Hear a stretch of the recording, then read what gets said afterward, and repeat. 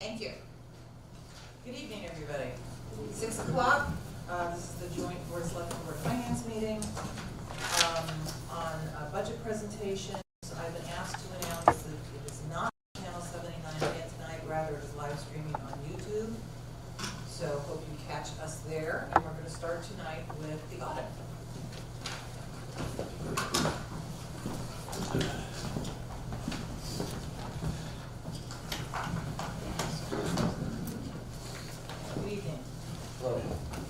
Good evening. For the record, I'm Scott Bassett. I'm a partner with RSM, and the firm conducted the audit for the town of Woodbridge this year. And tonight I'm just going to give you a summary of the results. I've been doing this a long time here at the town of Woodbridge, and like every other year, things went very smoothly. Tony and his staff and folks who were the Board of Ed worked very hard to bring the financial statement together.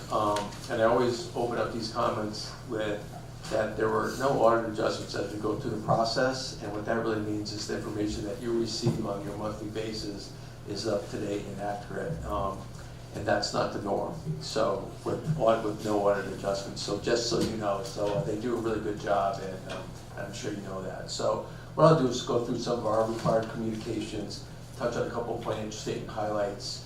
I'm sure Tony can jump in if he has to, but so if you're ready to go, we get Tony provided some handouts for you. Yeah. Let's go through those. Okay, our job as we come in as your independent auditors is to look at the financial statements and give an opinion on those. And to give our opinion, pretty much says that the financial statements are in accordance with generally accepted accounting principles, and we conducted our audit under government auditing standards and U.S. auditing standards. And then we give an opinion on that the financial statements are materially correct. And we rendered an unmodified and clean opinion on the financial statements, which is the big booklet. And then also the town received some state and federal funding, and we had to go through some program testing on those. And again, the town received clean and modified opinions on those financial statements. My required communications to you as the audit committee, the Board of Finance acting as the audit committee. We talked about significant accounting policies. There was no changes in your significant accounting policies from 2022. There was a new audit standard, or excuse me, accounting standard that was adopted this year for subscription-based IT type software. It didn't have a material impact on the financial statements, but Tony and his staff had to go through contracts and agreements to be in compliance to that standard. So we were able to handle that. Embedded in the financial statements, as you can imagine, are assumptions, right? Especially with pension plans and OPEB plans. And those are your biggest assumptions that impact the numbers of the financial statements. Discount rates, mortality rates, and things like that drive those type of numbers. We didn't encounter any difficulties as we proceeded through the audit. We had no disagreements with management. And as I said, talked about your financial statements, there were no uncorrected items that we noted as we went through the financial statements. We did have one finding this year, and it really had to do with you did receive some ARPA money, and with that, there's a procurement policy with that, and the town did have a policy regarding suspension and debarment. Just that we looked at the paper, we couldn't see that it was done. So there was 2 vendors that we took a look at, and they were perfectly fine. But just when we looked at the documentation, we couldn't see, check the box, and say, oh, they went through SAN and went through that process. So not a big deal, not uncommon, but I'm sure it's just a matter of putting a little bit on your purchase order as you go through the process that you did. At the end of the audit, we get a representation letter from management, which states that they pretty much have given us everything that we've asked for. There is no unrecorded liabilities or things of that nature that they didn't tell us about. And then one of the last things we talk about is the responsibilities of independence. RSM, as your auditor, has to be independent from the town, and the folks at the town have to be independent from RSM, and we both share that responsibility, and we communicate that to you at the beginning of the audit, at the end of the audit. Independence is really what makes an audit, because we come in, it's not black and white, we have open eyes, and we just kind of call them under those principles that we talked about earlier in the presentation. The responsibilities of management on page 4 now, responsibility of management basically are the financial statements. What a big booklet that you see here other than a few pages in here, a lot of responsibility is management. My responsibility, or the auditor's responsibility, is to give an opinion on those financial statements. So that's what we do, and that's what the town does. We talked about the opinions rendered again, just to be clear, they're clean, unmodified opinions on the financial statements for the year. Glasses on for this part.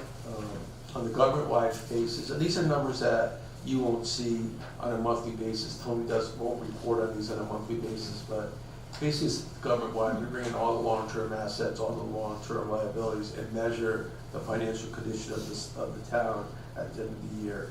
The town had a net position of $56.4 million, and a small decrease from the previous year. So you pretty much had a break even from the full accrual basis of the county in the current year.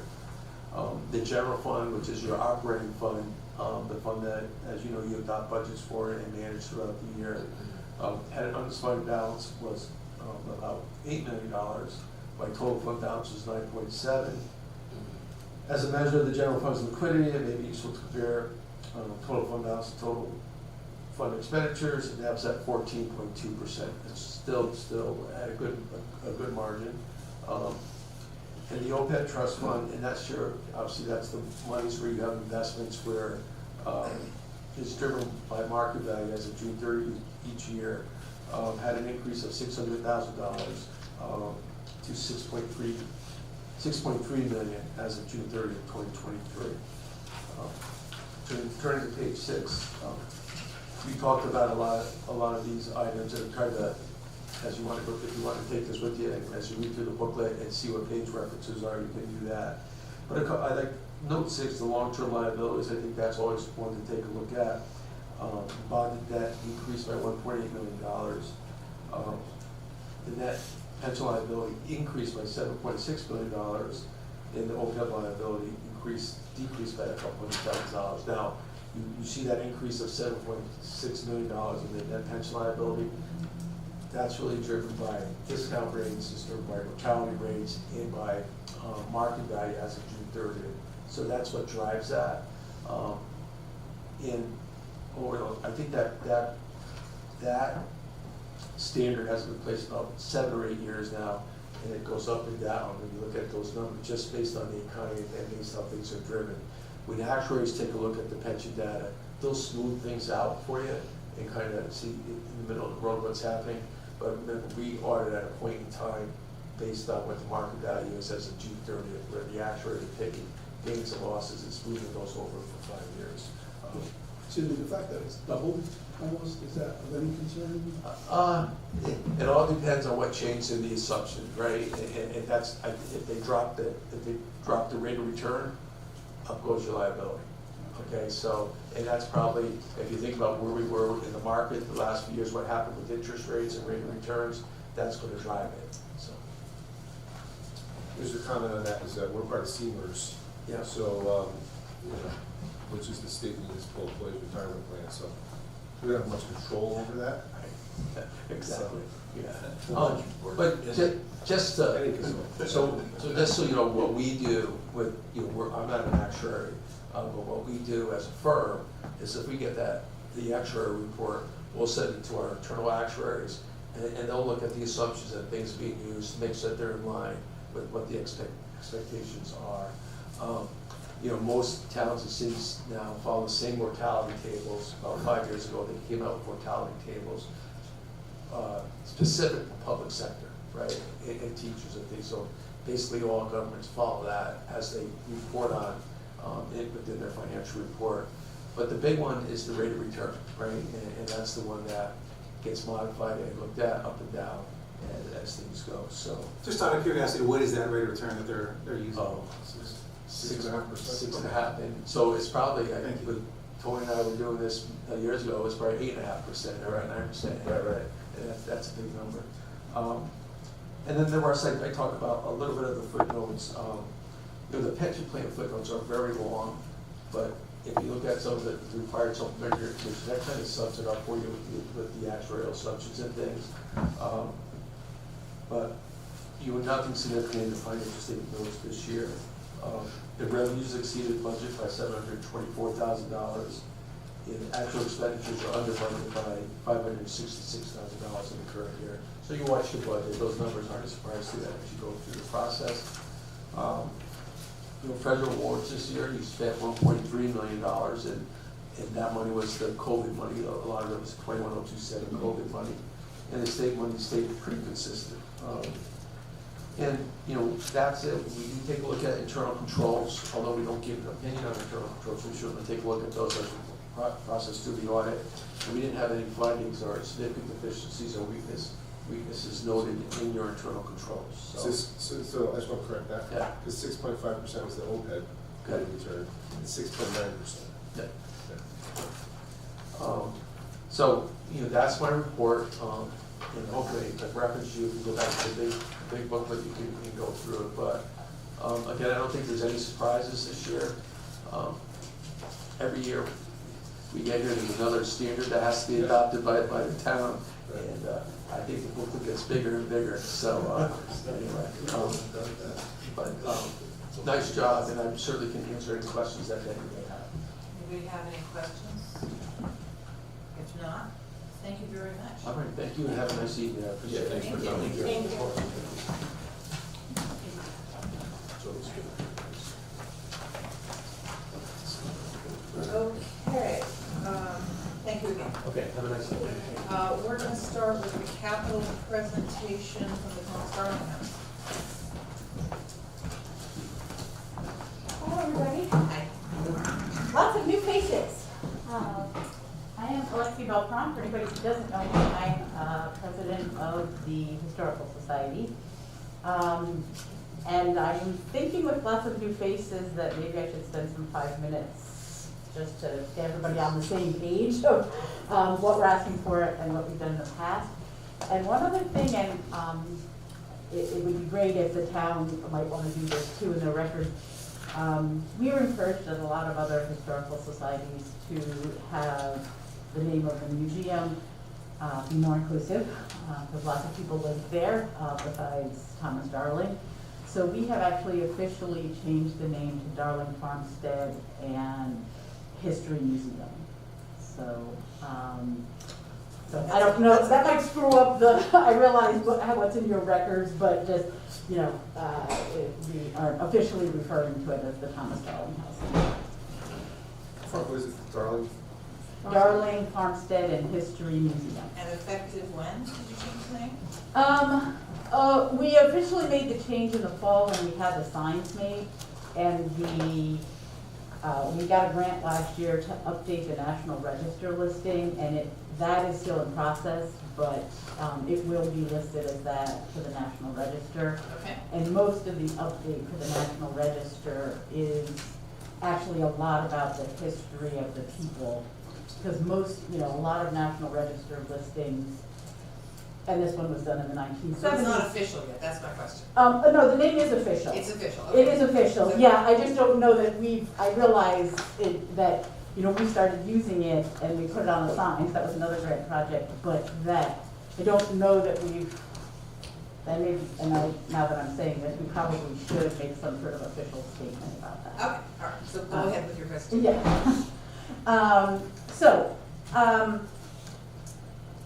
What's in the request this year is the roofs and also work for the horse barn and carriage house.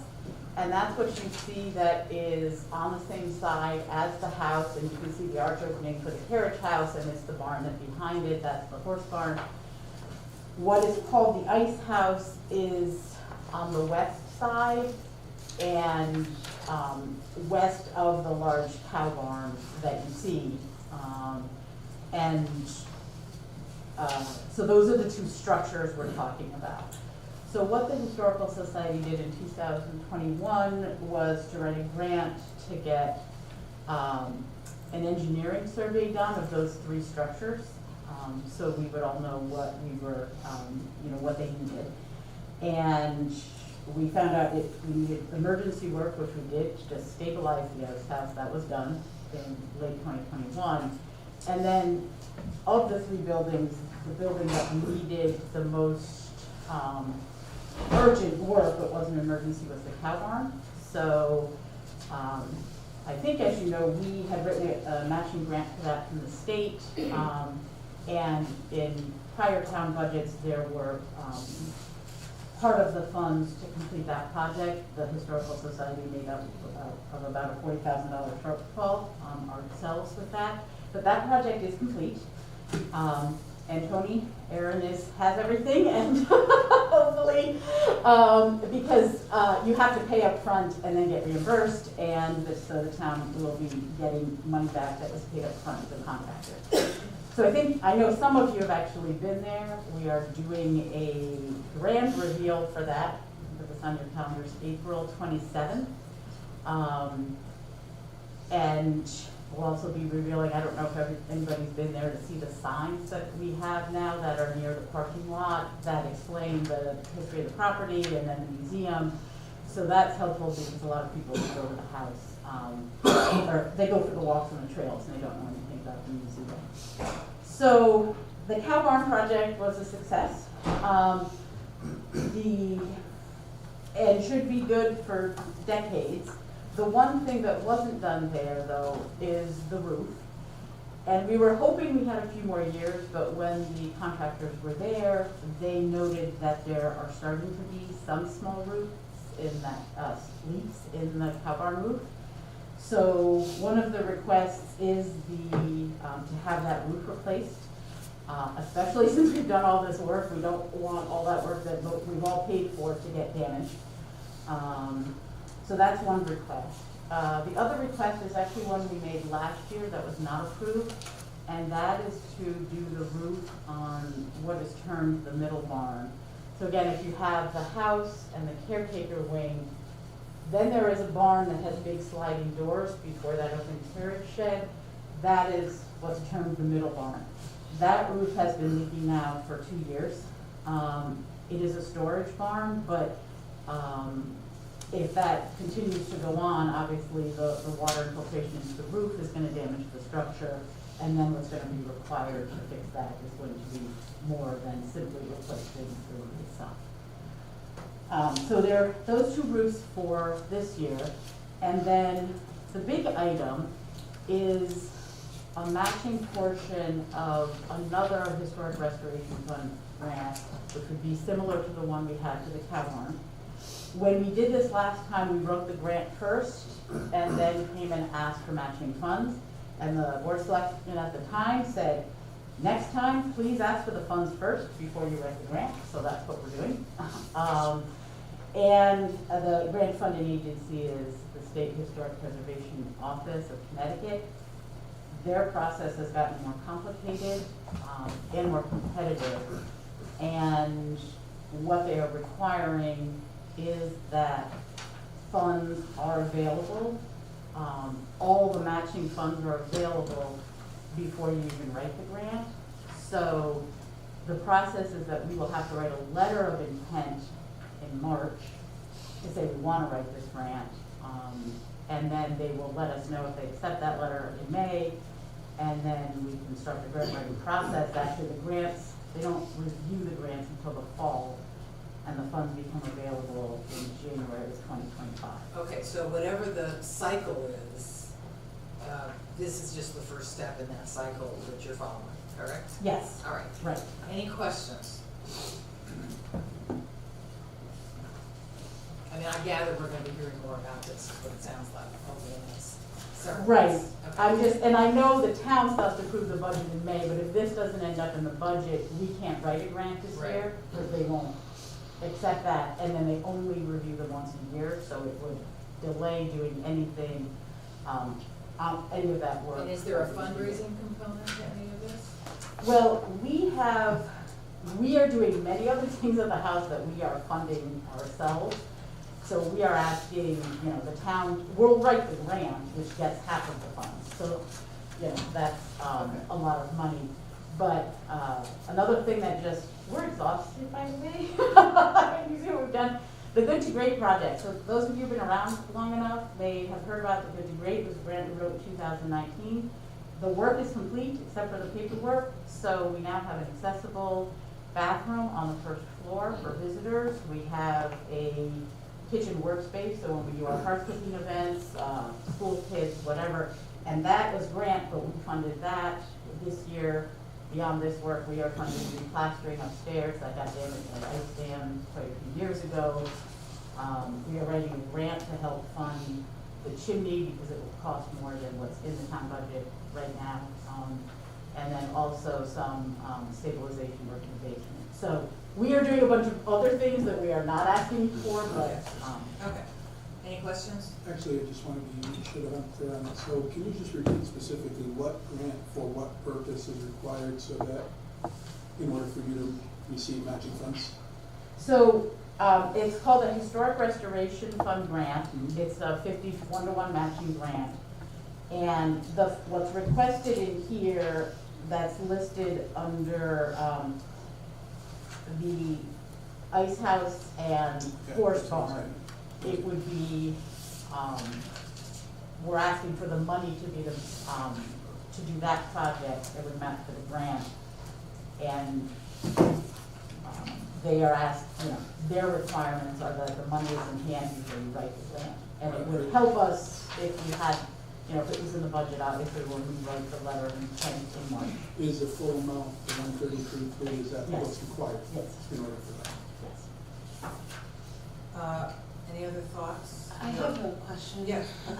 So the Darling Farmstead and History Museum is under the Amity Woodbridge Historic Society's purview, owned by the town, under the purview.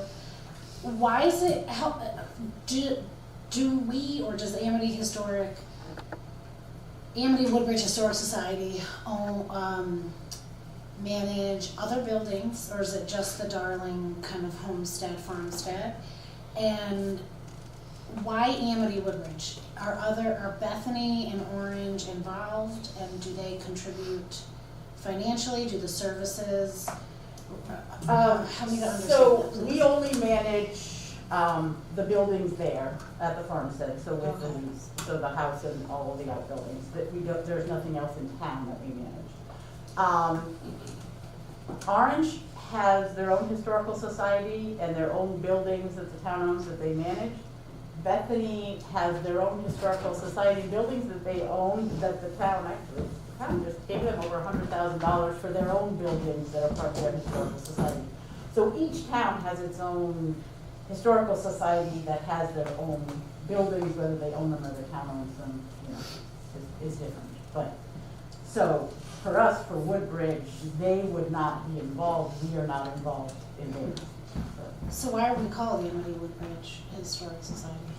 So We that's. have to go back to 1799. I actually think it is just sort of an accident. Well, in 1936 or 38, the Historical Society existed, but the museum didn't exist. Okay. And they named it that because originally this wasn't Woodbridge, it was the parish of Amity.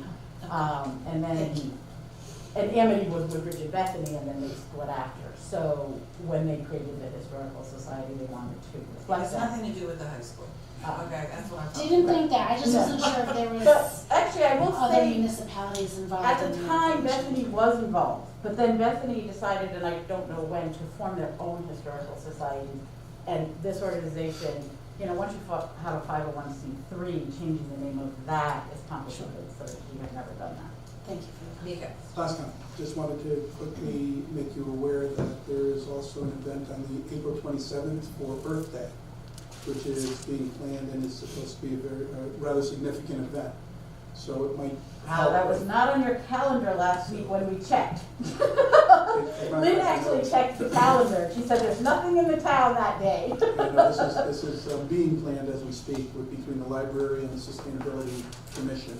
Okay. So, but it may offer, depending on timing, it may offer an opportunity because I know they were extending that to other areas. So just wanted to make mention of that since you mentioned the date. So it might actually be a good thing because Could be we find depending on- something. Yes, Okay. it could be depending on time.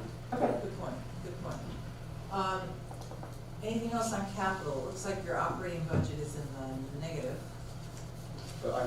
She's really just doing the capital, Yeah, the I can capital. take care of that. Yeah, okay, all right, so, good. Any other thoughts?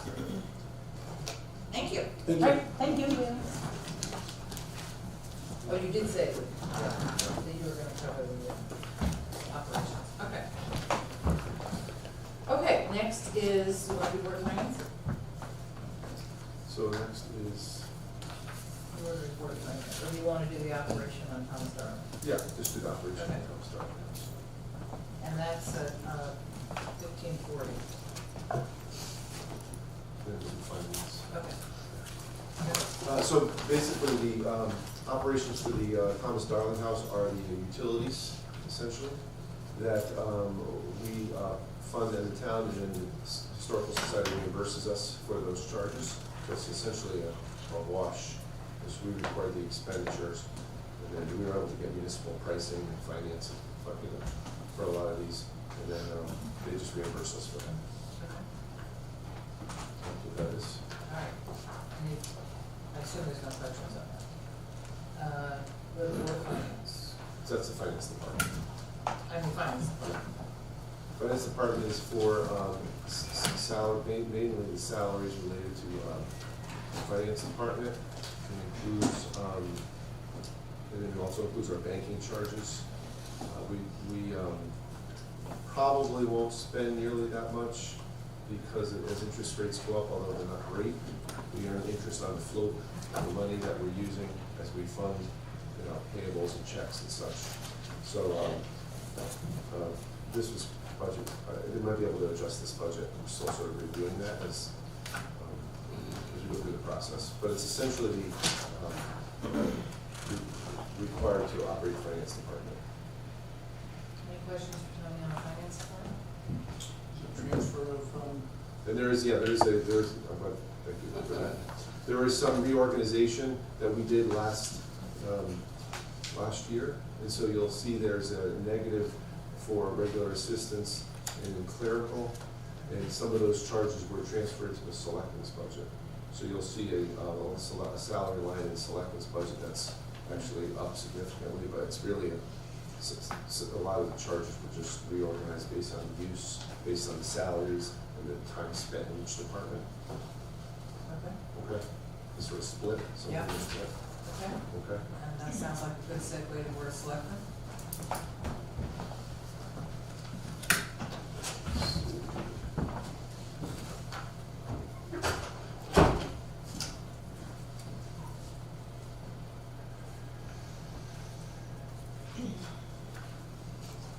The Board of Selectmen has one capital request.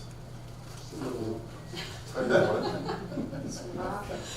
And because we have the chairman of the chamber here, I think I'll let Dwight speak on this. Yeah, I'll give you a brief synopsis. The building committee was formed about 2 years ago. We were charged with the look at renovating the existing center building, which was built in 1929. So it's about 100 years old. It's antiquated, mechanical, electrical, all the systems in there are totally antiquated. And the primary focus was to look at PD, modernizing PD, given the space that they really need, because their really need is pretty, they haven't really updated much at all. And also human services, as well as the building itself. So we retain the services of an architect, SP plus A. We've been working with them for the past year and a half, I guess, I would say.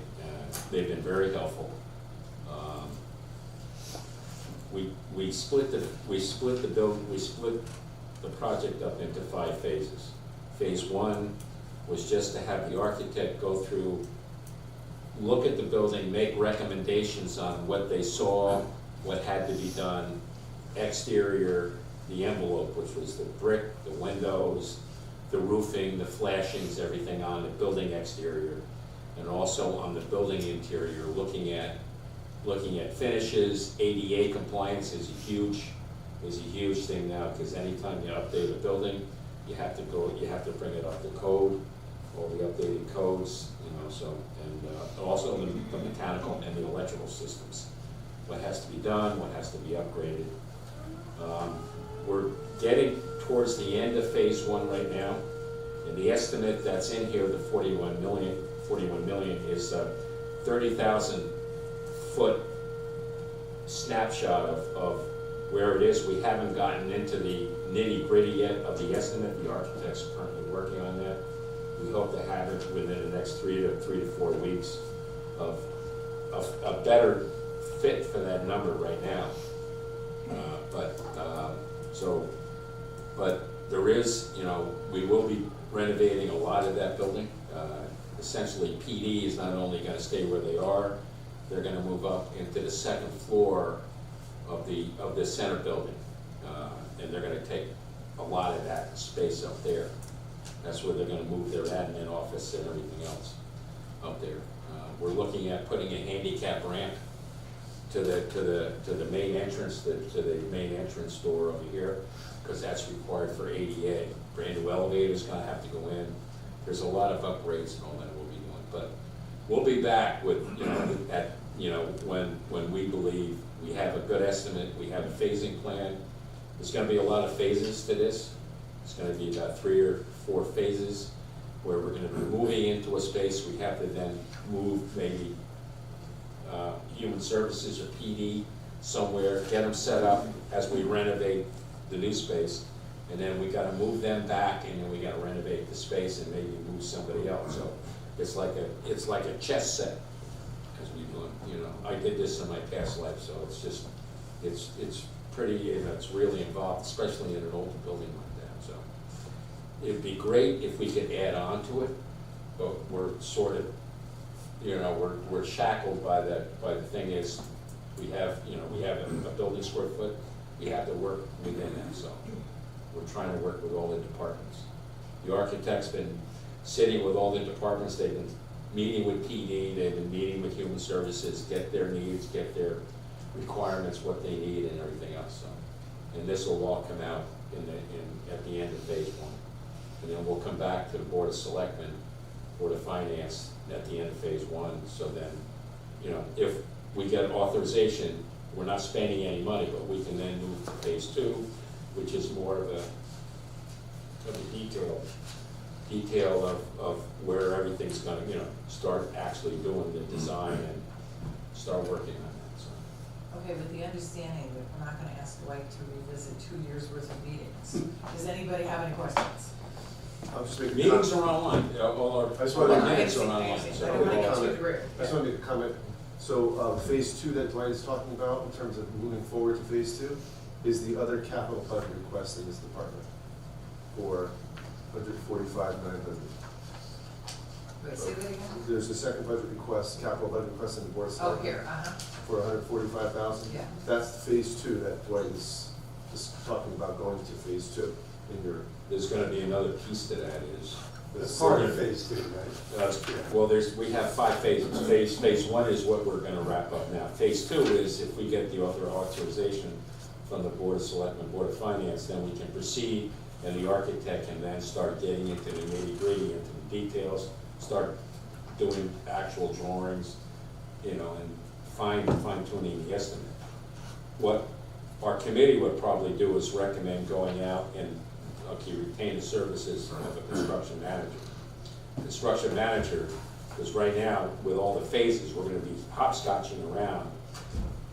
He's gonna be very important, that CM will be very important to actually help not only with the scheduling, but with estimating, and also the phasing aspect of it. So, I'm assuming you're going to be applying for grants as time goes on at some point, because I'm sure they're out there, and that'll be a big part of this. Presumably this is borrowed money. If we ever get to Yeah, that it's gonna point, have we to- bond yes, it. Yeah, correct. okay. I don't even wanna think about how old I'm gonna be by the time it's done. I'm gonna I understand, go- but Yeah, no, I understand. this is just, we've done a lot of work trying to get where we are today and everything else, and it's not gonna stop. We got a meeting next week, we meet every month, and everything else, we get updates, so. Last year the town named me a living treasure. By the time it's done, I'm gonna be a living relic. Okay, excellent, yeah. Has there been any revenue generating component to the planning of that? In other words, like putting cell tower on site, leveraging like what Milford does. And they've got the shortwave radio for the police, fire and EMS, and then they've got a cell tower that they lease out to tenants on the same property. I don't know if that's possible here, but has there been any kind of No. ideating No, about that kind we of stuff? haven't really discussed that. Our big thing right now is just trying to take all the needs of all the departments, PD, human services, and trying to shoehorn them into this building, trying to make it all work, so. Good suggestion, though. Yeah, no, it is, yeah. So the other thing I would like to just say, as you're going on with these different groups, please, I'd like to, when you're presenting it to the Board of Selectmen, make sure there's also a value proposition associated with it that very explicitly explains the value that the town gets for what we're doing. Sure. Based on the amount, Sure. it's something that should be included. Appreciate it.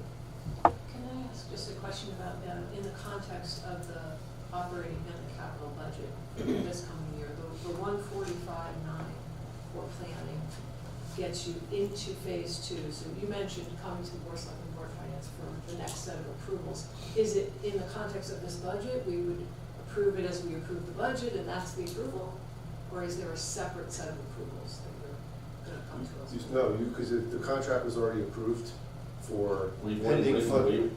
we already have a contract with the architect, and we have phase 1, we have phase 1, 2, 3, 4, and 5. So when we, We have- presumably when we approve this number in the budget, then you Then have you start. approvals. Correct, Okay. that's correct. The other thing, but what's not included is the cost of the CM, Right. the cost of the pre-construction, because And that's once what we we complete request. phase 1, our thing is, we really need to get another expert in, like a construction manager, to start looking at, working with the architect on the phasing and any estimating and what we can afford, what we can't afford, start looking at items like that. Is the cost of that also a capital request or an operating request, or it's gonna come in? That would probably be a capital. Well, budget. generally, Well, professional services associated with a large capital project is generally considered capital requests. But this is also duplicative of the housekeeping dollars that human services asked for, just to be able to occupy the space while this is all being phased in. Right. Yeah. Okay, Yeah. all right, good. Any other thoughts on this before we move on? Andrea, I think I have a thought. I have a quick question. So, Oh, sorry, the Dominic. construction manager, that person independent of the construction group? Is there a way of? What a construction manager does, if any of you remembers what we did at the new firehouse, I was chair of that committee. We went out because it was one of the larger projects we had done. And we went out, first of all, selected an architect, and then we went out for CM services, went out, solicited proposals, and then we picked, okay, new field construction. We interviewed them, they came in, they had a lower fee, they had a good background and all that. And then what they do is then you bring them in, and then they work hand in hand with the architect as they develop the drawings. As, you know, we didn't really have a lot of phasing there, but the CM will be extremely valuable in the center building because of all the movement and everything else we have to do, you know, within to keep everybody operational, but also do the construction work at the same time. So, and they will, and when you bring a CM on board, what it is that you get a cost first for all the upfront work, all the pre-construction and everything else. And then if we opt to go to construction, if we get an authorization to go to construction, then we will enter into a separate contract with them, okay, for their construction management, the services and everything else. Makes sense. Yeah. But we're not locked in if we Yeah. don't go Yeah. in, like the architect. We're locked in only for phase 1. That's the only thing we release them on. If we get released, then we can go to phase 2 and we can release them to start work with that. We're not guaranteeing them that their entire fee all the way throughout. So it's piecemeal, so we go phase by phase by phase. That answers your question, Donna? Based Yes? on- Yeah. Andrea, did you have a thought? I did. Good tell. I'm wondering, Dwight, what contingency costs are, and what, is there a potential to not have to pay them? I don't know. Hey, I don't know what, like, contingency is a word to me that means something, but I don't know what they mean in this context. Are they a fixed cost, or is it only if something, is it like buffered in if A some, contingency, anything, when you work in an old building, okay, your contingency is, on a normal new building, is 8 to 10%. That's just a contingency for unforeseen conditions, okay, so it's a whatever. buffer, kind of. Right, but then in an older building, the contingency is usually a lot higher. Sometimes it's higher because when you're working in an existing building, you open walls, you don't know what you're gonna find. Sure. You don't, and there's gonna be a lot of asbestos, abatement, and everything else in there too, so it's an older So building. you always budget for So you always contingency. budget. big Right, you projects. have to make sure. You have to, Maybe more. you have to, it's best practice, you can't not do it. And then just to clarify the point you made, Susan, so you'd mentioned, Dwight, that at some point in future phases, people who are using the center building or organizations will need to temporarily relocate. Those costs associated with that are not reflected in this, Are in but the are 41 in. million. It They is. are in the 41 They million. are, okay. Because what we have to do is we have phasing, so as we phase one, we do one phase, we have to maybe move PD to somewhere so they can continue to operate, whatever. And then when that space is done, then we have to move them back in, and then we have to then move somebody else to renovate. You can't very well close down the police. No, I department. understand. I just, Or our intent is to keep the building operational, Right. everything going all the time. We're Which not is shutting easy to- anybody Which is 100%. not easy to do, I get that. No, it's Yeah, not. I think we all get that, okay. thank you. Okay. Tony, did you want to add anything to that, or No, I think that was, keep going? okay. So those are the two capital projects under the selectmen's budget. The next one is the operating, Right. for the support of selectmen. And, so this is, because we're in sort of a time of transition, this is really, I just put together a sort of a roll forward last year. And I think Nika has to, review that, and we're hopeful to have more information and more suggestions when the selectmen review the budget in like the end of February. Okay, so we don't have to spend time with this. Actually, Right? just a little. I Oh, thought it would be worth mentioning that what Tony's referring to are different things like, I'd really like to see us take advantage of the skills of a town planner for a lot of the projects and a lot of the future visions that we hope to accomplish. So we're trying to fit that into the budget. We have some monies that have been, or even in this budget, this current year budget that we're hopeful to utilize. But that's one of the reasons, until we determine specifically if we're going to get somebody part-time, or if we're going to hire a firm to do that type of thing, those numbers are in flux. Additionally, the Woodbridge Town News just went full digital, so there is really no hard copy news media going to people at all. So, at all. I didn't know that. Right, so, That's sad. yeah, so they're full digital, no more newspaper being mailed, so as a result, my sense is that we need to consider possibly bringing our newsletter back or something, because there are a lot of our residents who aren't necessarily on the computer all the time. We're So, trying to save money, so, because we have a British Town exactly, so, That's a shame. yeah, so that's a new development. Their first issue, I think, is coming out today, as a matter of fact, their first full digital issue, but again, that's something that's there. it's a big deal. Also looking at been talking to a few people on our board and on our commission, actually, the Sustainability Commission, with regard to composting of food waste, and seeing if we can do some sort of a program in town along those lines, and we need to kind of assess exactly what those costs are gonna be. Obviously, looking for them to be offset by what we would save in terms of doing that type of thing. I'd like to start a very formal program with property owners and business owners in our business district, where we get together and identify exactly what potentials there are from their property, from particularly vacant properties and things of that nature. And I think all of you are aware of that we're changing town council. So one of the numbers on here, for example, is 95,000, where there used to be where we might have budgeted less in the past. Couple of reasons for that. Obviously, there's a couple of lawsuits out there that will probably increase our charges. We're negotiating to keep the retainer portion of the legal fees where they are. We have been, and so far, folks have been receptive about that. I have more or less decided on a firm that I'll ask the board to approve at our meeting on the 14th.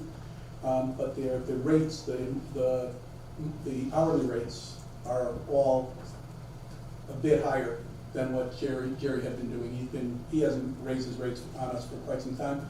So it's just going to be more for hourly type activities that they have. So we've increased the budget a little bit from that perspective. So that is reflected in what we're seeing? Some or of it like is estimate? reflected. Tony took a stab, Tony's taken a stab at that, and we're trying to. But you're still tweaking is what We're it still sounds like. tweaking. We're still exactly. Good point, yeah. Yeah, we're still tweaking it, exactly, so. Those are some of the things going on. I just thought you should at least be aware of why we're playing with it. We'll make sure we have that ready before we get together as a board from a selectman standpoint to make sure we have the details. Any questions? I have a small question about the role of the town planner and how that might help various projects with construction management. Will they all work together? Will the town planner then coordinate construction management companies, or does that help us save a little bit managing these projects, or was that to be determined? It is to be determined to some degree, but initially, from our perspective, the value we see is if they can just simply coordinate and more importantly, start to plan, to actually to consider everything that the town is doing and consider everything that the town can do based on what we have available to us and see what direction we want. But initially, Maria, the immediate value we see is just somebody who can oversee on a regular basis, that it's not Tony or me or one of the other, Dwight or the building. Or ad hoc, or, Right, right, exactly, because it's just. exactly. yeah. Somebody who's looking at all of the Yeah. projects collectively and identifying any synergy, any economies of scale, anything that can save us money, anything along those lines. So we really need to define, because we haven't had one for so long,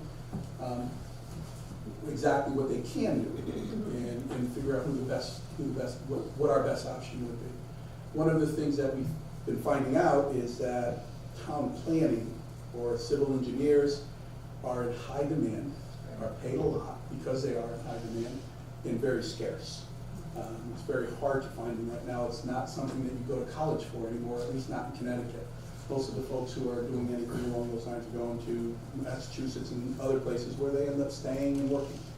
So, just a little footnote as to what we're finding so far. Yeah. Any other questions? Just along those lines, is there a precedent for town planners writing the plan of conservation and development? Is there, Is there a precedent for that? Is that something town planners generally maybe can speaking, do? for the most part, in our past and in the past of most of the towns that I've talked to, you hire a consultant Oh, specifically for that. even if you have the town planner? Correct. Okay. Even with the town planner, you would still hire a consultant who's specific to that task. Thank you. There's an RFP out right now for that. There is. Yeah. Yeah, as a matter of fact, it's just going, I think it just went out today. Yeah, Exciting stuff. yeah, it just went out today. We've already got a couple questions. On the POC? Yeah. Oh, good. The more I get, the better. Good question. All right, any other thoughts? Thank you for that, it's very helpful. Now are we on information systems? Information systems. Okay. Information systems has a small capital budget, mainly relating to the payments for the renovation of our police network, which is about $48,000 a year and has 2.5 years remaining. There is some planning here for possible renovations to the town network, although there's nothing right now that we feel we need to do. And finally, there's a capital budget request for some improved town Wi-Fi capability. We do have Wi-Fi in several spots, in the gym, here, Public Works, and there's a few that do not have Wi-Fi, and there's a few that are getting old, so this is just sort of a planning item that we may need in a few years. Okay. Questions about information systems? No. Okay. Board of Finance. So the information systems has an operating budget. Oh, I'm sorry. I skipped ahead. Go ahead. Information systems has, houses the IT charges for a number of things. First is the data processing line is for our outside consultant, which we share with the police department. We have a similar line, and we share that with the police department. We use the same firm, and we have a lot of efficiencies built into that. Another major item in there is the software maintenance line. That is for all of our charges for our software packages, a lot of which are in the cloud. That includes tax collector, tax assessor, financial package, which is Munis. There's a list actually in the budget document. You can see all the various programs that we use, multi-factor authentication, antivirus, budgeting program that you're looking at, and various other items on there. So those are our charges for that. We have also here, and so those tend to go up because for any of you that deal with software packages, you know, once you're involved in the software system, you get increases every year. And you have to have it. Yeah, I was gonna say, it's not as if you really have And a lot of them, when we ask about the increases, a lot of them have the same message, which is increased cybersecurity costs are driving a lot of the increases in a lot of our packages. So software upgrades is mainly for our charges related to we have Microsoft 365, and we have email security for our employees. So that's within that line. That's a similar type of thing to the software packages. And then finally, our communications, there's two more here.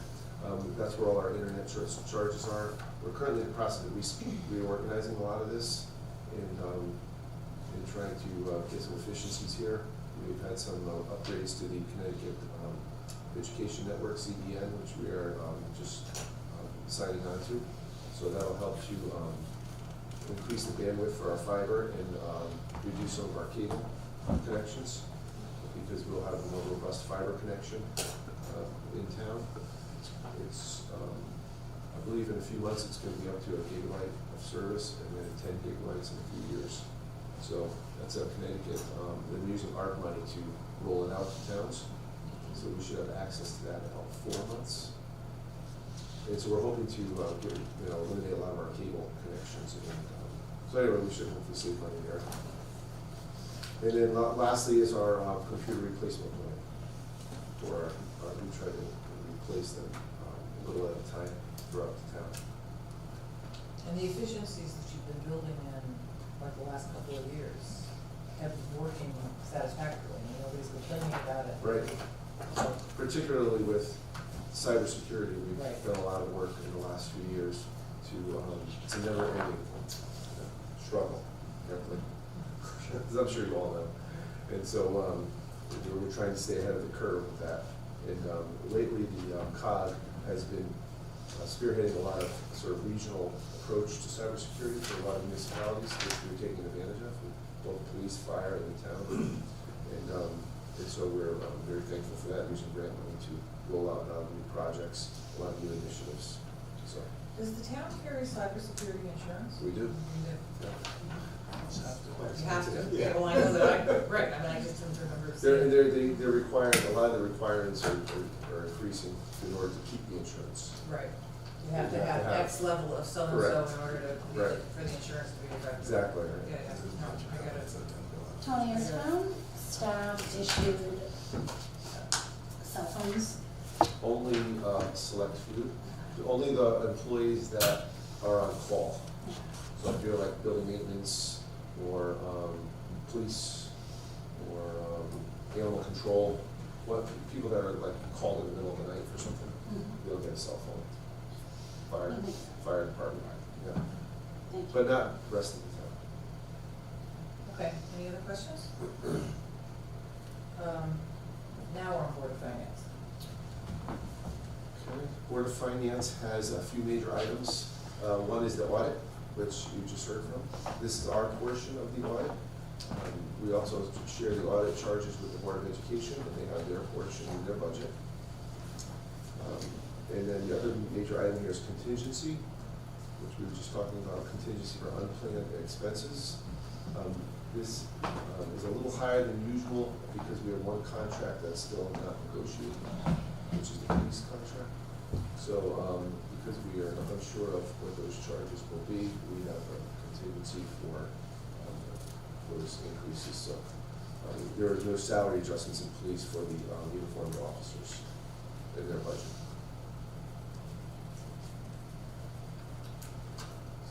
it's pretty big, straightforward budget. The Board of Finance has no capital. No capital for Board of So, Finance. Any questions for Tony on Board of Finance? Okay. Do you want to move to employee benefits? Country Club Woodbridge, is it? Where did you see that? It was added, it's Oh, on the agenda. But I have board. Oh, employee benefits first, yeah, okay. Yeah.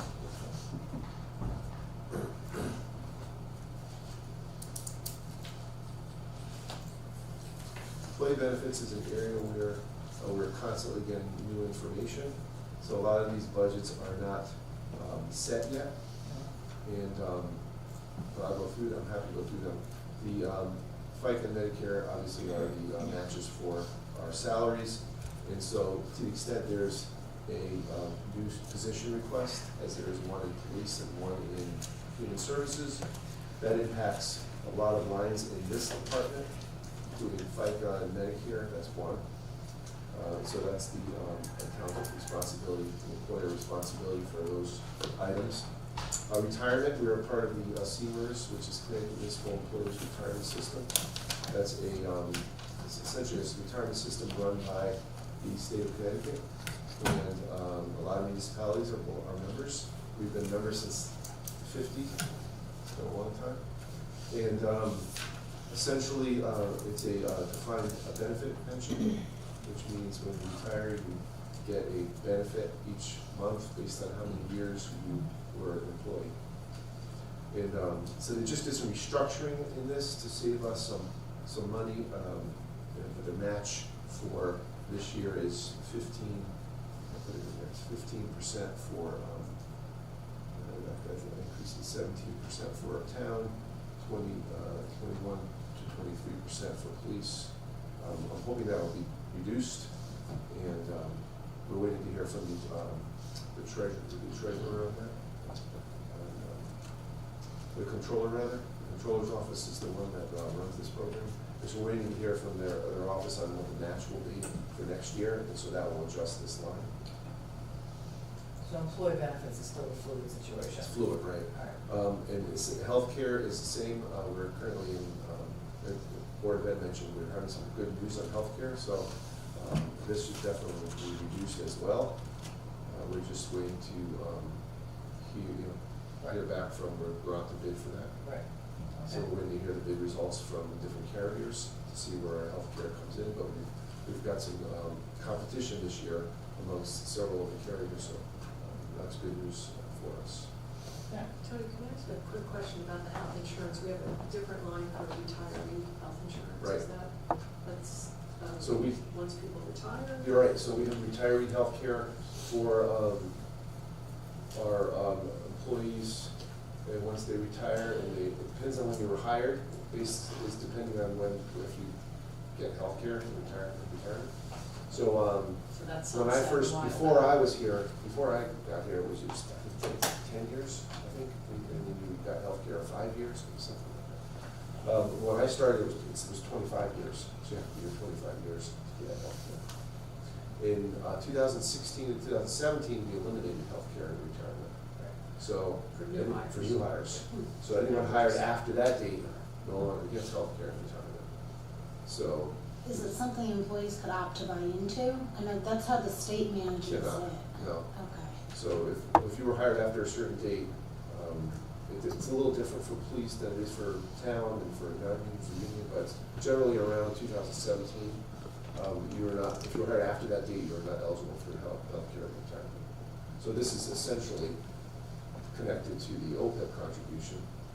And eventually, if that doesn't change, this will be eliminated, and the OPEB contribution, the idea is then use the OPEB fund to fund the retirees so that the town budget doesn't have to fund it. So are there still people that will qualify for this and have not yet retired? Yes. Or- Okay. Yeah. So we're still moving We're people still into moving, that line? correct, we're not adding new people, but we're still moving employees that are currently here into Into retirement. that. Yeah. And eventually we'll get to the point where It's just no have to taper zeros off. out. Right. Other questions on that? The other item I'll just mention is one that's historically difficult for towns to get coverage for, and that's workers' compensation, the last line.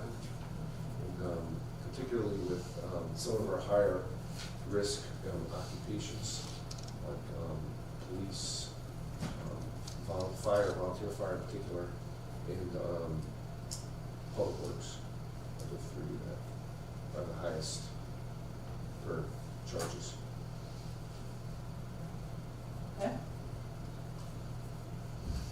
Okay. Country Club of Woodbridge. Country Club of Woodbridge, there are two items in the capital budget here. And these are ones that we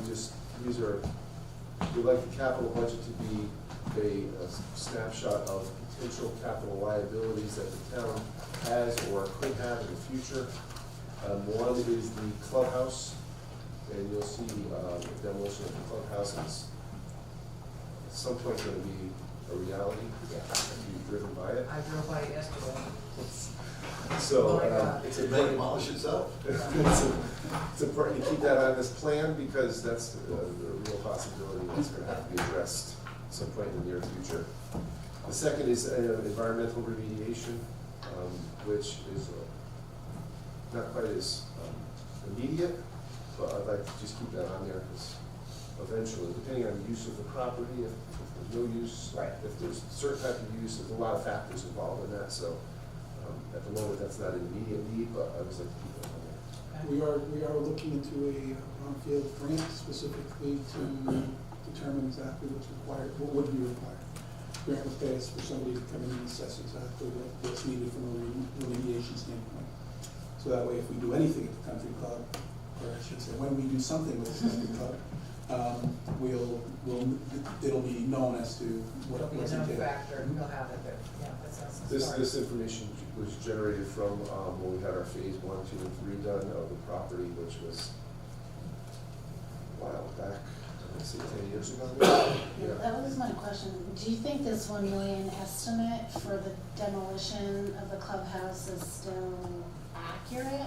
I'm not sure, it depends on the environmental part. Yeah. Honestly, I'm not sure what that building has in terms of asbestos or, I don't know. It's not. It's mold. Probably Yeah. all Yeah, of it. so it's probably good, Yeah. it's probably. All mold. Yeah, so it could be, but I'm not sure. Is this duplicative of what Warren presented to us at the last meeting about what it would cost to take it down to a slab? No, those were all the outbuildings. Just the outbuildings? Yeah, this is for just the Okay. clubhouse. Because the town could do all the outbuildings, the clubhouse is too big, we need someone to do Although that if for we us. all got there and just pushed, I think it might not go over, you know. But it could be low, to answer your question, yeah, that could be low. Yeah, This could be, Yeah. yeah. We had received an estimate about 5-6 years ago, it I was remember that. 750,000 at that time, and that was a qualifier that, no, with the environmental, not No sure. environmental. Right, no environmental costs, right. I seem to Pre-COVID price, 6-7. Right, right. recall that was also sort of a limited cleanup job, they weren't gonna leave it pristine. Right. But Anyway, Right. okay. Anything else on the I country club? guess I have a question. If we were to expedite the demolition and or prioritize it, do you, I don't even know if you're the person to direct this to, but if, depending on what the town wants to do with the property, do you think that would help us generate options, or would? Well, so, there also, one other option is if someone else does the demolition. Yeah, that's the context in which I'm asking this question, like whether. Because someone else may be able to do it, more efficiently. As part of bringing their equipment in, it might be significantly less for someone else to do it, so Right. someone Right, else. that's a It almost possibility, behooves definitely. us to. To explore that. Explore all of options. it. Yeah, Right. okay, thank you. Anything else on that? Okay. You wanna talk about debt service? Sure. So in your package, we have our annual, our actual projected debt service. I'd like to go through that because I think that's sort of a place, it's an Excel spreadsheet. I think you guys see it here. Yep. So basically what it has is our existing town bonds on the left and the years of which the payments are due across the top. And you'll note, I put just so you can see where this year is, it's, our payment this year in the budget is a little over $2 million in interest and principal costs for the public works facility a refinance that we had done back in 2015, and feature renovation, with which there were 2 issuances, radios upgrade, and then purchase of the Woodbridge Country Club. And so you can see the payments left on each of those. And the Woodbridge Country Club purchase, which was 2021, is when we issued bonds. We had notes up until then. So that's why it says 2021, but really we purchased it in 2009. But we can roll it into bonds until 2021. And I also put in there the estimate for the Beecher roof and grounds, so you can see roughly how much that will cost each year. But as you'll notice, our debt service drops in the 2025 budget because the refinance from 2015 is paid off. Basically, that was from the Beecher roof in 03, and 09 was the firehouse. So now the firehouse will be paid off. It's actually paid off already because we made the principal payment in this year. So no more money owed on that. And interestingly enough, Amity's overlapping debt service, which is also in the middle of the page, is very low, which used to be, you'll see it drops from 1.5 million to 1.2 million, and down to a very small amount. I discussed this with the finance director, and they don't have any immediate plans to borrow any money from everybody.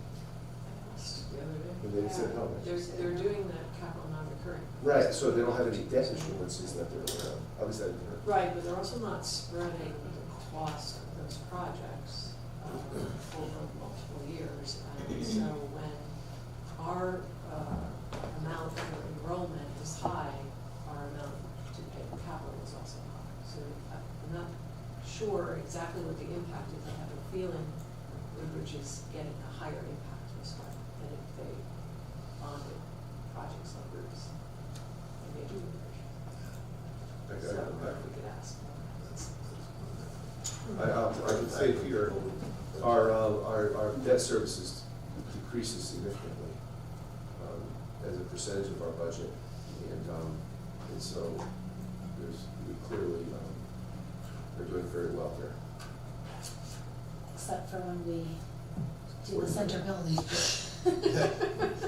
Well, I guess my point But is this is great, this is there's some beautiful room to see. here for, usually you're supposed to, 10% is usually a rule of thumb for your debt service and capital related expenses, and if we're at say $50 million, that would be $5 million. And you can see that's much lower, so we're probably at 5%. Tony, is the plan to bundle like the Beecher roof and the center renovations together when we go to bond these things, or is the timing not gonna? So we're Play out. center renovation and the Beecher roof timing won't work. Ideally, we'd like to do that because then we only pay the issuance costs once, right? But I'm not sure the center building will be ready at the same time as the roof. We don't even have an approval yet for that. Right. So the roof is approved. My guess is, depending on, the roof is an easy one. We could probably figure out that one and borrow it right away. The question of the grounds, and I'm not sure, because it seems to be a little more nebulous in terms of how much it's going to cost, when it's going to be paid, how it's going to be paid. So we sort of have to figure that out.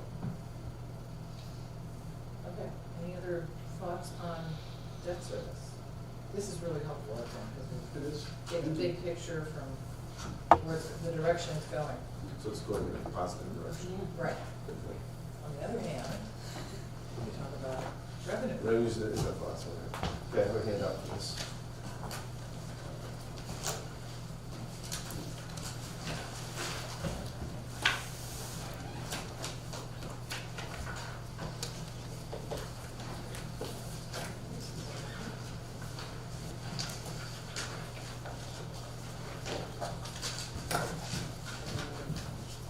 There we go. There's 3 pages of each.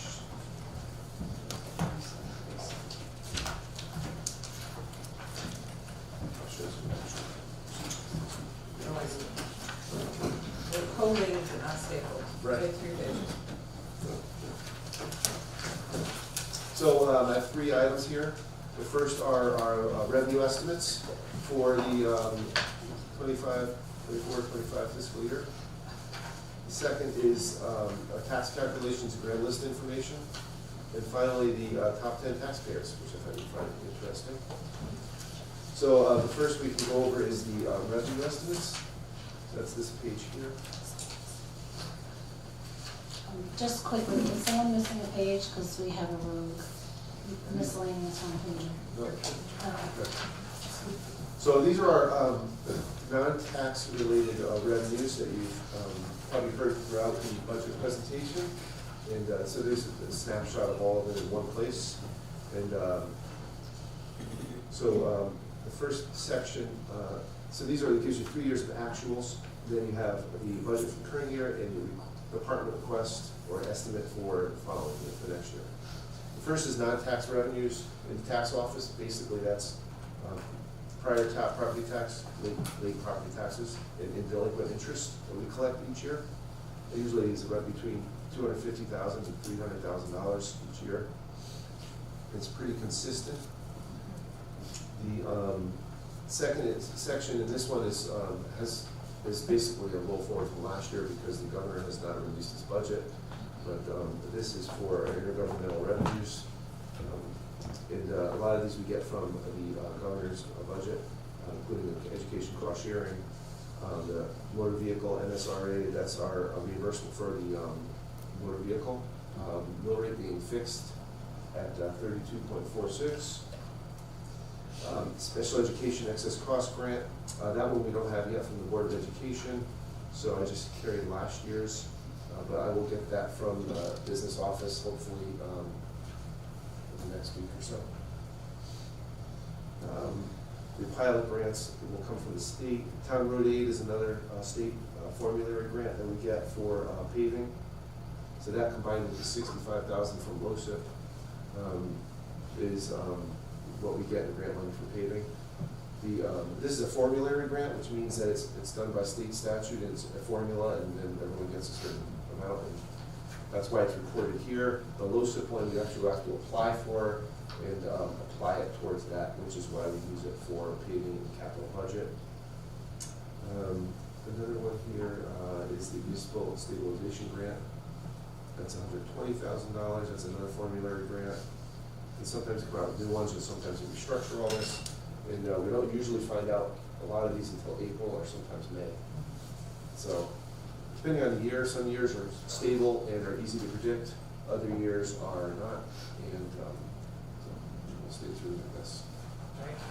And of course, the state just redid how they're doing the excess cost grants as well. Oh, did they?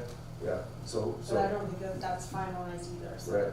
Right. So generally, then usually we sort of err conservatively on that if we're not sure. But I can discuss that with Donna. Next is department charges. These are the department charges that these are what we charge for departments. You'll see conveyance taxes and town clerk fees are two larger ones.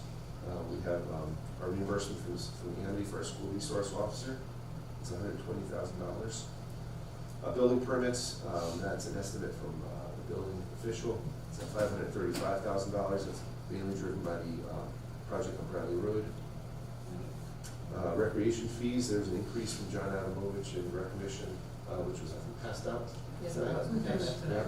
So that's reflected in the increase from 171 to 218 from the rec department. So even though their expenses go up, you'll see the revenues also go up. So in total, there's probably not much of a change in that. And then some rental fees that we get, or we see the center rental. That's mostly from the child center. Well, pretty much all from the child center.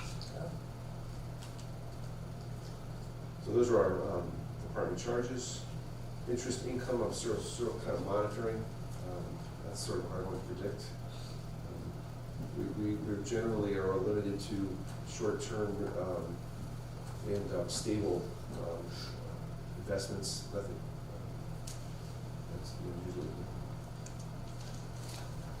risky, so I keep an eye on that, and I'll refine that as we go further in the budget process. In other revenues, I guess the main item here is the fund balance appropriation. So the way I like to describe this, and you see it's $800,000. That's a budget revenue item that we'll never collect. because it's our money. So it's essentially a plug, a revenue that you're not gonna collect, but it helps to balance the budget, if that makes sense. So that's how we record our contribution, our fund balance appropriation each year. And so you'll see it helps to balance the budget, but obviously we're not gonna collect money from ourselves, so it'll just come out off the fund balance at the end of the year.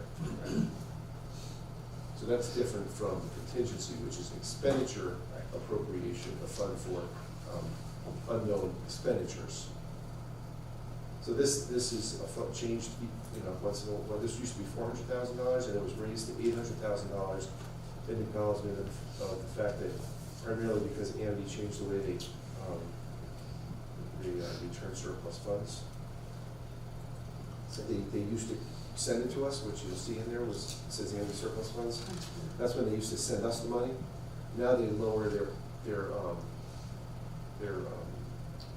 what we have to pay them in expenditures. They just lower their Just offsets. bill. Yeah.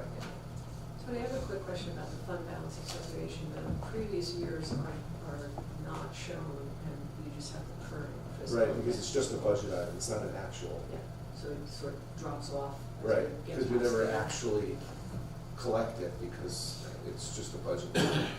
But it's one of those previous years that it had been roughly half, that has been adjusted this way. Correct, right. If you look at the budget numbers from those 3 years, Yeah. you'll see it was 400,000. Right. And So- that's a number you could discuss through the process. You heard Scott mention our percent, our fund balance as a percent of our expenditures is about 14%. It's not the highest in of towns like us, but it's certainly not the lowest. That's a more of a policy question as much as it is a financial one. I already wrote it down for us to talk about it. Okay. I'll also mention to the Board of Selectmen, in regard to the department charges, the pool continues to be a challenge, and that's a discussion we're gonna have in regards to that when we talk about the budget, so I just want to bring attention to that. Where do you see this pool? That's under the Oh, department pool charges. rental, Mhm. the pool rental, okay, So thank you. that's the income.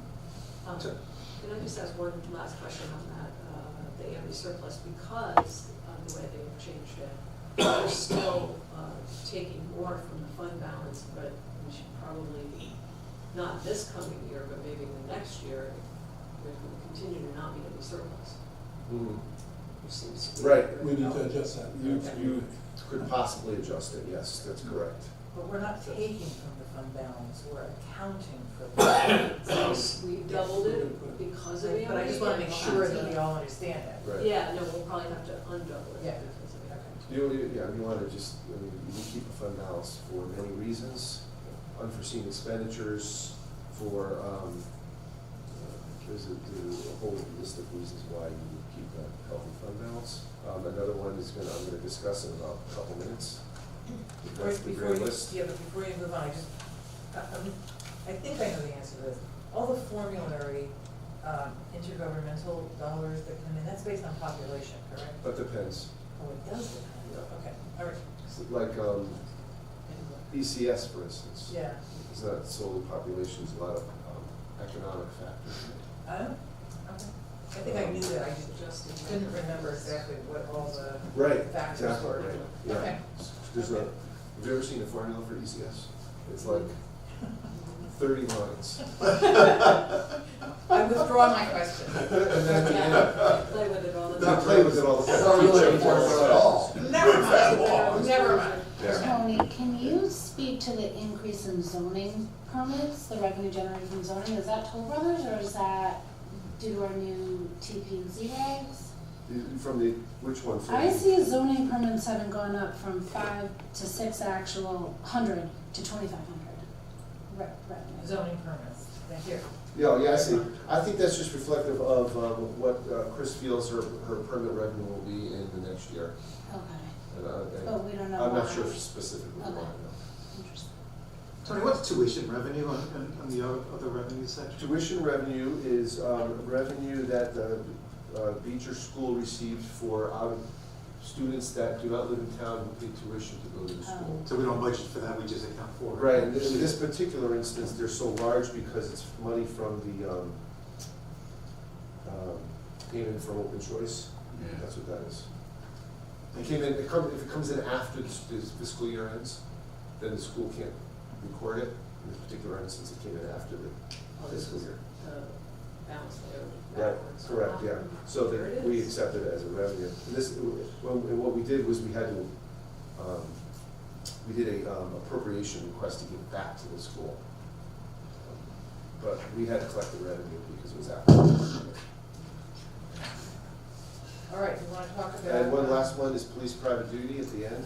Oh, right. Yeah, and that's, essentially, we charge a user fee to, when you see someone using private duty, we charge a user fee to cover our expenses related to police overtime, which is essentially the FICA, Medicare, the retirement cost, the vehicle cost, the, all kinds of, whatever costs we have related to the private duty, we charge, and that's what that is.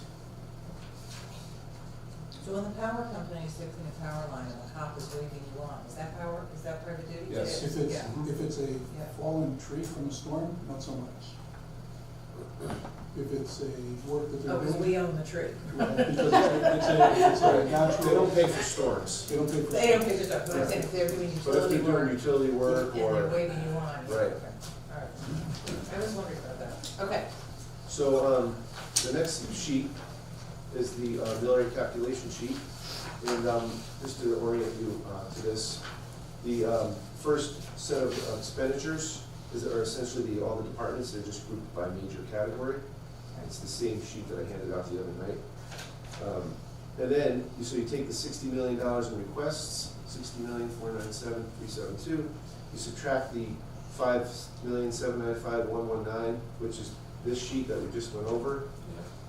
And you get the amount you need to raise in taxes in order to balance the budget. So, then the next is the grand list.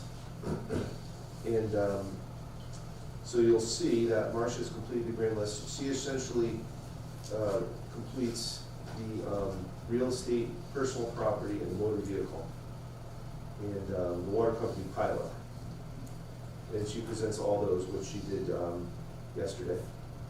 And then we have to estimate the motor vehicle supplement. Those are for cars that are expire after the start of the year. And so you'll see that the grand list, the net adjusted grand list actually goes down, and that's primarily because we didn't have a large increase in real estate, and we had decreases of 2.7 and 3.7% in motor vehicle and personal property. You can see there, motor vehicle lost $4 million, pretty much. That was a big drop. And now it has less of an impact because the mill rate is lower, but still, it's a large drop. And the real estate went from 382 to 386. It's $3.7 million. If you look at the top 10 taxpayers, 3/4 of the way down the list, you'll see Toll Northeast at 2.8.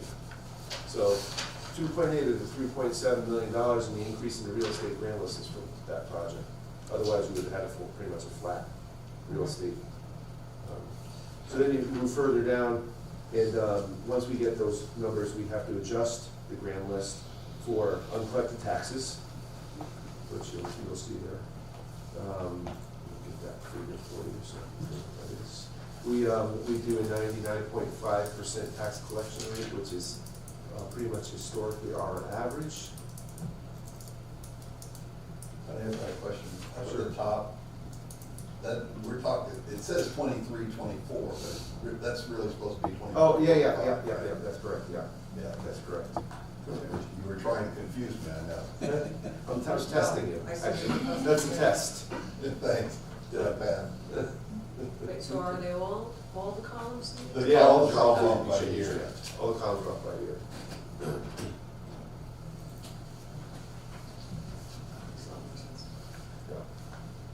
Thought you'd slip that one by. Nice catch. That's a good catch.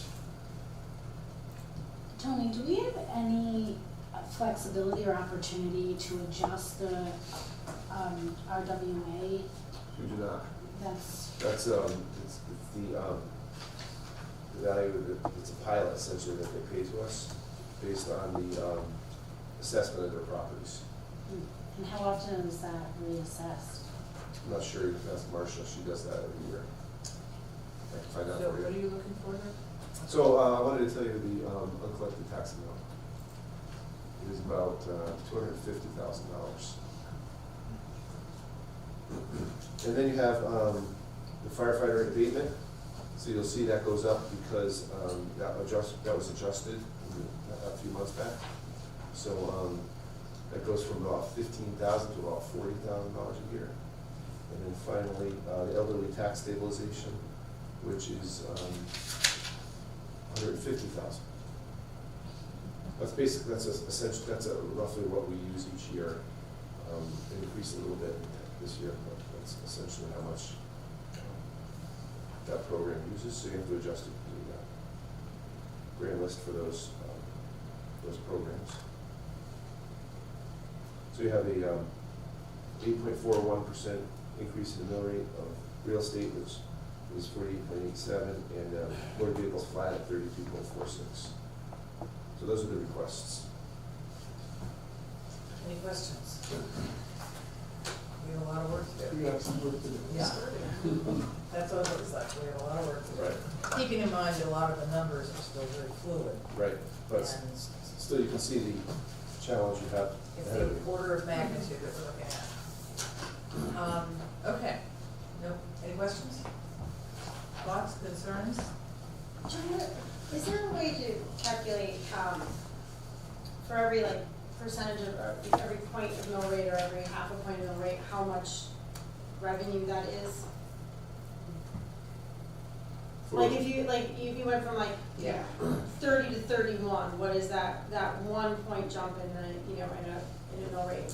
What So- would that equate to? It says it on the bottom of the sheet. Oh, okay, sorry. No, it's okay. It says for Oh, every it does, one sorry. mil of real estate personal, see there? Okay. So for every 1 mil, it's a million, over $1 million. Keeping in mind that the reval is it this year? Yeah. It's this year. October. October. So this is all gonna, I mean, for our purposes, these are the numbers we have to work with. Right. But going forward, it's gonna be a very different paradigm that we're looking at, so. But that will hit us next year. That's gonna hit us Next year's budget. Marcia will be Yeah. giving Yeah. on the February 1 next year. Exactly. No, it's going to be next year. Now until then. But for those of us Yeah. who do this, we don't look at just what's in front of us, we look ahead to see what that looks like, because that's what we're all doing here. Tony, for those who have not necessarily been exposed to this before, I know that the capital budget portion of the budget itself is an area where if you impact, it has a greater impact than some of the other line items, only because, it could be millions. You'll see it's the last line, it says transferred out and other financing uses, that's the capital budget. So you'll see it goes from $1.3 million as adopted to 3.3. And where are you seeing this? If you look on the mill rate summary sheet, where I have the grand list on it, look at the expenditures. Oh, thank you. See these transfers out and other financing uses, that's a capital budget. So you'll see it goes from 1.3 to 3.3. So Johnny, that's. if you have $4 million in an increase in the amount to raise in taxes, 2 of it is the capital budget. That's the pay-as-you-go. Pay-as-you-go portion, And right? finances unbonded, just like the cost to carry the debt. Nope, just the pay-as-you-go. Cost to carry the debt is an operating. Right, it's an operating, yeah. And that's just. Yeah. All right. I say that just that way, so if you're looking at it, you're looking for things, it's an area to look at. We have our work cut out for us, I think, folks. Any other questions or thoughts? All right, Thank you. we're done. Thanks, everyone. Thank you, everybody. Thank Board of Finance, our next regular